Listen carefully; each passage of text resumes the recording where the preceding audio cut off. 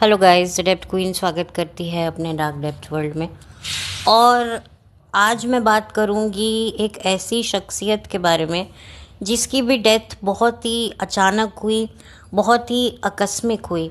बीते दिनों आप लोगों ने शेफाली जरीवाला की डेथ का सुना, और जब से लोगों को उनकी सडन डेथ का पता चला है तब से लोग हैरान हैं, परेशान हैं, घबराए हुए हैं कि भाई ये कैसे हो गया, एक हलता चलता इंसान कैसे इस दुनिया से चला गया।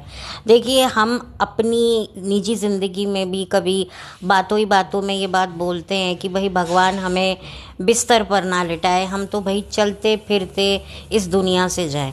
तो एक तरीके से शेफाली जरीवाला भी चलते फिरते ही इस दुनिया से गई हैं।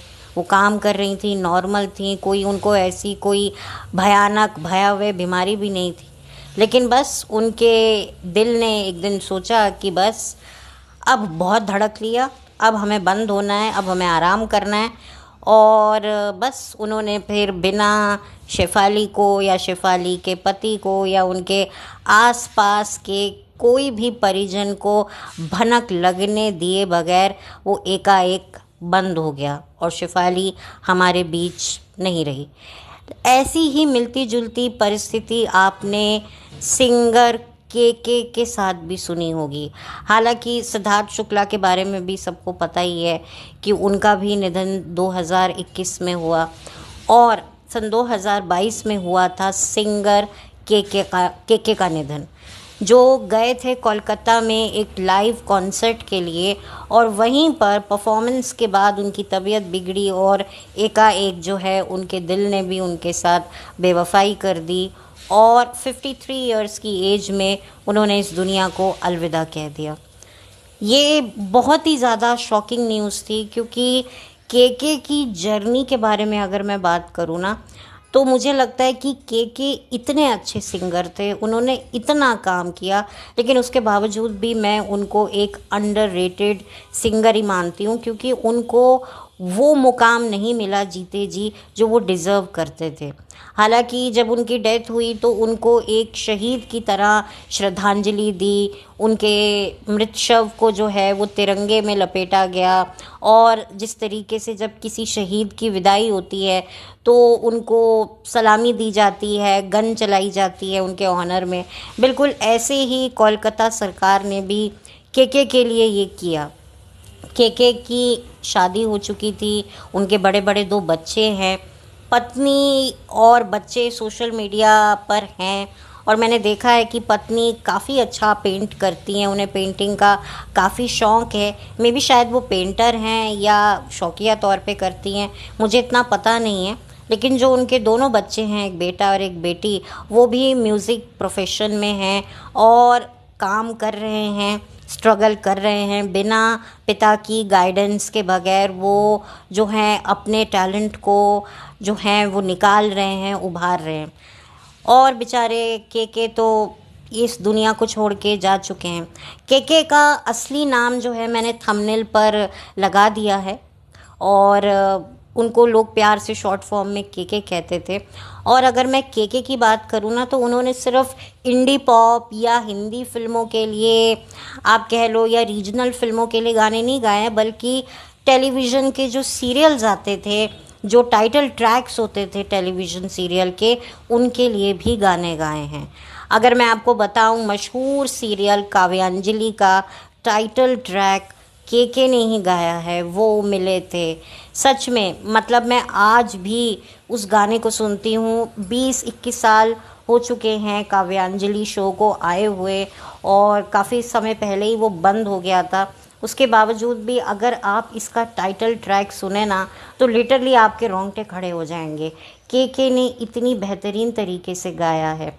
के की फिल्मों की अगर बात करें तो उनको सबसे बड़ा ब्रेक दिया था संजय लीला बंसाली और इस्माइल दरबार ने अपनी फिल्म हम दिल दे चुके सनम के लिए। आपको उनका वो आइकॉनिक गाना तो याद होगा, सलमान खान का, तड़प तड़प के इस दिल से आह निकलती रही। वाकई जब आप ये गाना सुनेंगे ना, आपकी अंदर से आहें निकलेंगी। ये इतना डिफ़िकल्ट गाना है ना क्योंकि इतने ऊंचे सुर पर आवाज़ को लेके जाना और उसको देर तक होल्ड करके रखना, ये आसान नहीं होता है। अच्छे अच्छों की गीली और पीली हो जाती है। Sorry for my language but that is a reality. मुझे थोड़ी नॉलेज है तो मुझे पता है कि कितना एक ऊंचे सुर पर जाकर अपनी आवाज़ को जो है वो कंट्रोल रखना, वो इतना आसान नहीं होता है। बहुत ज़ोर लगता है, लेकिन उसमें आपके जो सुर हैं, आपका गला पकड़ इतनी मज़बूत होनी चाहिए, कहीं से भी आपकी आवाज़ जो है वो फटे नहीं, डगमगाए नहीं। बड़ा रियाज़, बहुत साधना करनी पड़ती है, तब जाकर ऐसी आवाज़ किसी को मिलती है। और मुझे लगता है कि के बहुत ब्लेस्ड थे, उन पर माँ सरस्वती की बड़ी कृपा थी। लेकिन वही वाली बात है कि माँ सरस्वती की कृपा तो थी, लेकिन उनकी ज़िंदगी पर कृपा नहीं थी और इतनी जल्दी उन्होंने इस दुनिया को छोड़ दिया। अगर मैं बात करूं के और फिल्मी गानों की, तो उनके गानों में इतनी डेप्थ, एक तो आवाज़ में डेप्थ, दूसरा गानों में डेप्थ, तो ये सोने पे सुहागा लगता था। आप अगर देखें जिस्म मूवी का वो गाना आवारापन बंजारापन, कितना अंदर तक वो गाना आपको झंझोड़ देगा। उसका वो जो एक मैं कह सकती हूँ अंतरा है कि जाने कैसी आग लगी जिसमें धुआं ना चिंगारी, हो ना हो इस बार कहीं कोई ख्वाब जला है सीने में। मतलब वाकई आप सुनेंगे ना तो वो गाना इतना अच्छा है ना। जब ये फिल्म आई थी ना, तो फिल्म तो खैर जो है सो है, लेकिन गाने इसके ज़बरदस्त थे। और आवारापन गाना इतना मुझे उस टाइम भी पसंद था और आज तो कुछ ज़्यादा ही पसंद है। सच में बहुत डेप्थ है।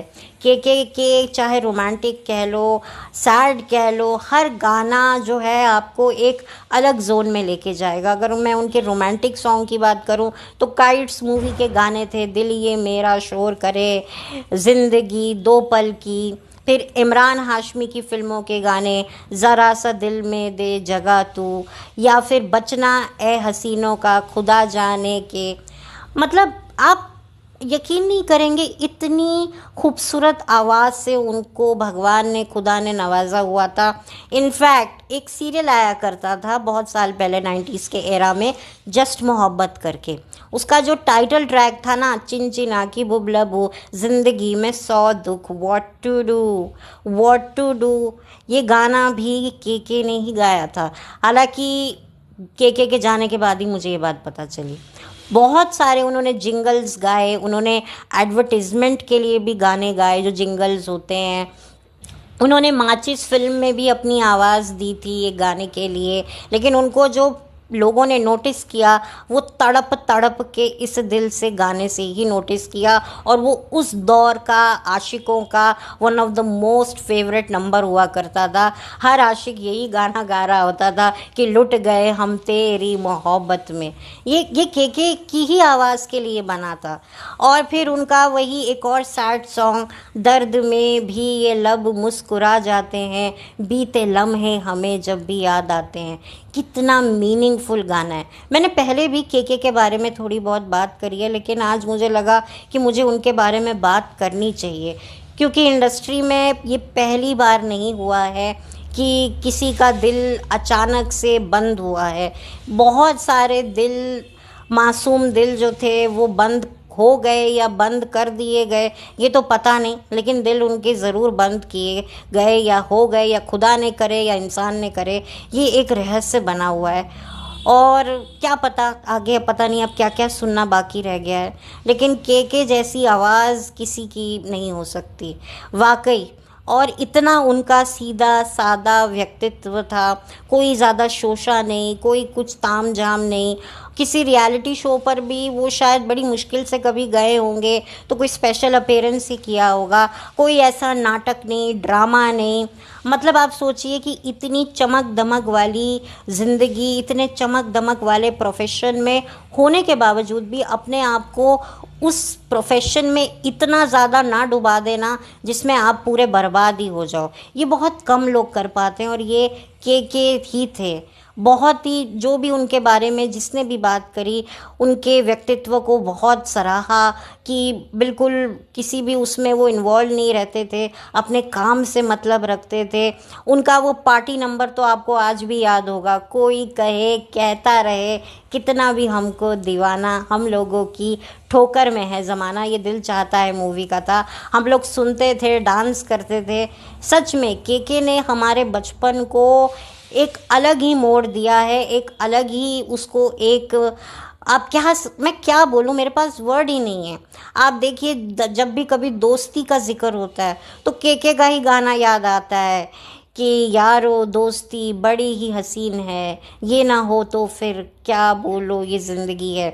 या फिर कभी जब हमको कुछ ज़िंदगी में अच्छी मेमोरीज़ मिलती हैं तब भी हमें केके का गाना ही याद आता है, हम रहे या ना रहे याद आएंगे ये पल।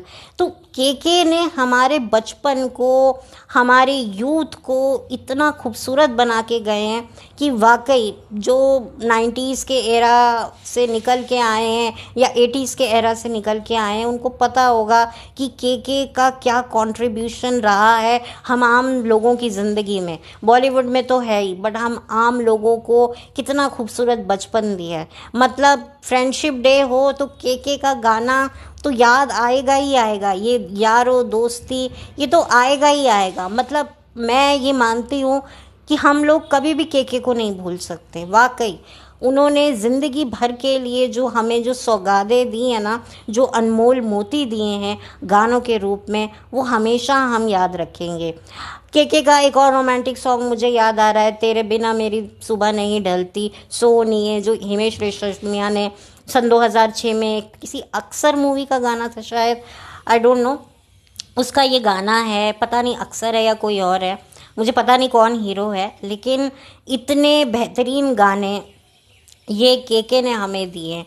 और भी न जाने कितने गाने हैं, मुझे तो याद भी नहीं आ रहे हैं, लेकिन बहुत उनका कंट्रीब्यूशन रहा है। उन्होंने साउथ के लिए भी गाने गाए हैं, बहुत सारी लैंग्वेजेस में गाए हैं और हिंदी में तो उन्होंने गाए हैं, लेकिन उसके बावजूद भी उनको वो सम्मान नहीं मिला जो वो डिज़र्व करते हैं। उन्होंने शाहरुख खान के लिए भी गाने गाए हैं, जैसे आँखों में तेरी अजब सी अदाएं हैं, और जो सलमान खान के लिए भी तू जो मिला तो हो गया मैं काबिल। तो ये गाने भी केके ने ही गाए हैं। तो केके कोई ऐसे वो सिंगर नहीं थे, बड़े बड़ों के लिए उन्होंने गाने गाए, ऋतिक रोशन के लिए गाने गाए।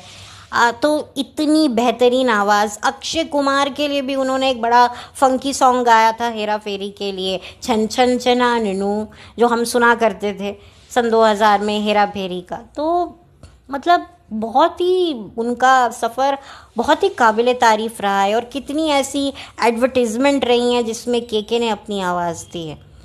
तो ये सच्चाई है, ये रियलिटी है, और हमें इस रियलिटी को समझना है कि यही जीवन है, और क्या कर सकते हैं। जो चला जाता है वो चला ही जाता है और छोड़ जाता है बहुत सारी यादों की निशानियाँ, यादों की एल्बम, यादों का सूटकेस, यादों की मिठाइयाँ, कुछ भी आप कह लो, या यादों की अलमारियाँ, सब कुछ छोड़ जाता है।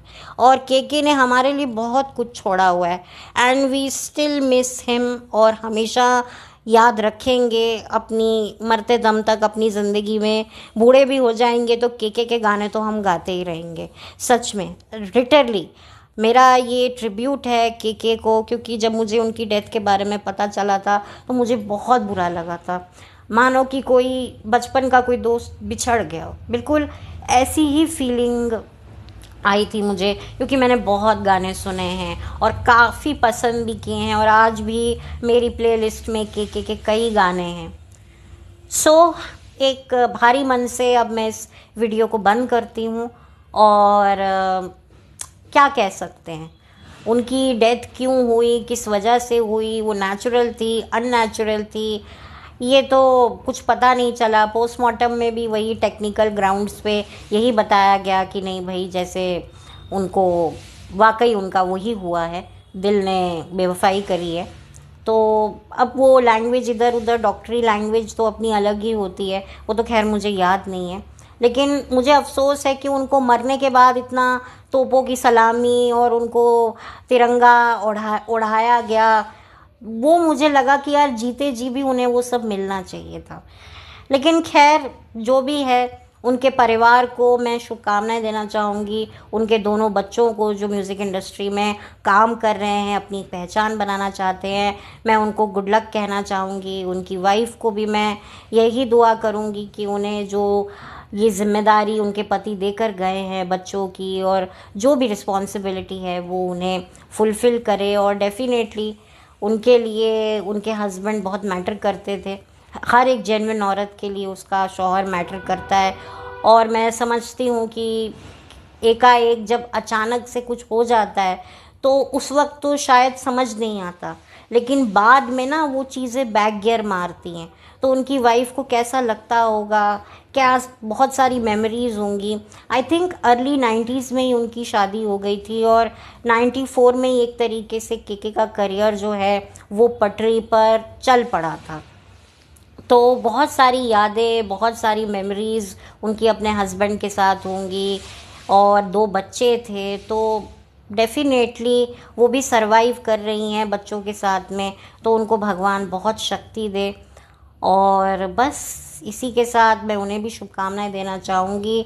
और मैं अपनी तरफ से और अपनी ऑडियंस की तरफ से केके को थैंक यू बोलना चाहती हूँ कि आपने हमारा बचपन इतना खूबसूरत बनाया है और इतने मेमोरेबल सॉन्ग्स दिए हैं ना, जिसको हम हमेशा याद रखेंगे। खैर अब मैं इससे ज़्यादा और कुछ नहीं बोल पाऊँगी, तो चलती हूँ, लौट कर मिलती हूँ। Have a blessed day, bye, take care, thank you so much.